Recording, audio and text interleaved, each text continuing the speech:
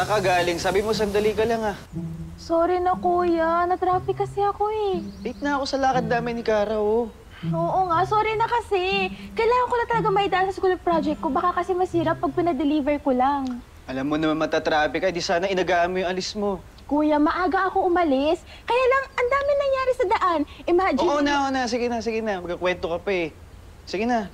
Hindi pa ako natataranta dito. Uli ka na.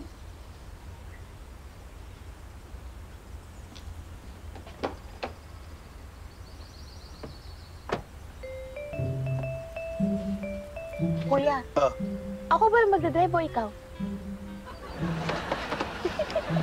Bisan mo na. Oo na. Bilis. Oo na.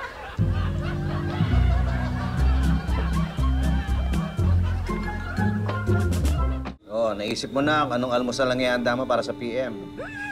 Gusto ko yung talagang masarapan sila para ganado sila sa trabaho. Oo, masipag naman yung mga yun. Lalo na si Janice. Di mo na kailangan sabihin anong gagawin. Alam niya na kagad. Ay. Nay, Mm. pwede bang yung sasakyan niyo muna ipagamit niyo kay Clarissa? Bakit? Kasi yung kotse ko yung laging gamit, eh. Nahihirapan na ako sa schedule ko, naapektuhan na ako sa trabaho ko. Naku, lagi ko rin ginagamit yung sasakyan, anak. Sa tatay mo sana. Kaya lang, pumapasok na nga siya ulit, di ba? Oo nga. Hindi pa pwedeng pag-usapan nyo na lang yung schedule nyo para pwede kayo maghiraman. Kaso nga lang tayo, madalas nagkakasabay kami. Kaso nauunahan niya ako sa paggamit. Sa akin yun, eh. May katwiran naman yan. Ayan yun, sige. Ako na lang kakausap sa kanya. Ay, sir, may naisip po. Ano? Ako na lang po yung ibili niyo ng kotse. Para ako na po yung magpapahiram kay Clarissa. Ang galing. Ang galing. Thank you po. Tol! Uy, ano nga yung sinasabi mong papatulong ka?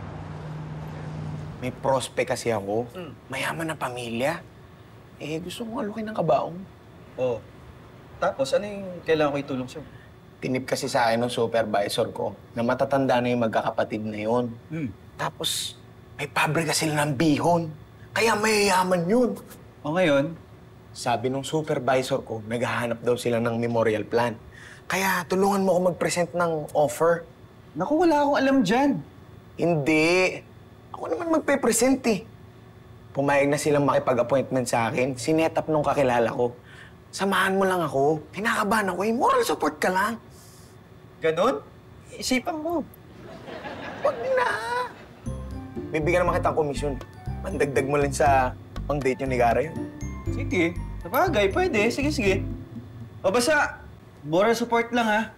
Oo. Pero sa tingin ko, matatagalan pa yung mga yung kumuha ng memorial plan. Bakit? Di ba sabi mo may pabrika sila ng Beyond? Di ba pampahaba ng buhay yun? Ba naman yan, isang oras na tayong traffic dito, oh. Sorry na, kuya. Sabi ko kasi huwag mo na sundan yung app eh. Alam ko naman yung daan. Parang kasalanan ko pa. Ba't kasi hindi ka na nagpa-drive dito, eh? Si nanay nga yung nagsabi kasi nga magulo daw sa lugar na to. Sorry na. Ano pa nga ba? Ano ba yung lakad mo? Kasi nga may usapan kami ni Kara, susunduin ko siya. Kaya pala nakaporma ka. Tawa ka pa. Sorry na. Huwag ka na sumimangot. Hindi bagay dyan sa damit mo. Bakit naman? Kasi yung damit mo planchado. Yung mukha mo, busot.